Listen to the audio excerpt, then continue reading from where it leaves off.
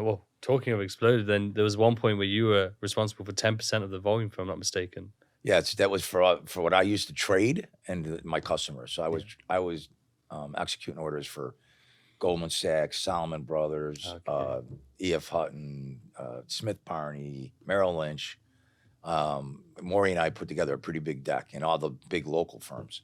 And at that point, I had a client here in New York that was Salomon Brothers, and they were gigantic.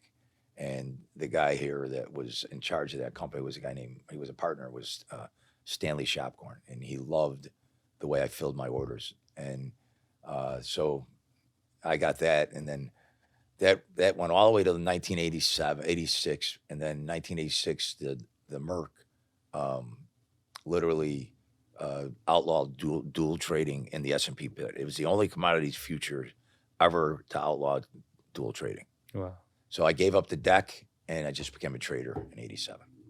Wow. But to think about that turn of events, though, we just go back. Like, you went from nearly thinking about quitting Yeah. to then having 10% of the volume of the S&P. Yeah, and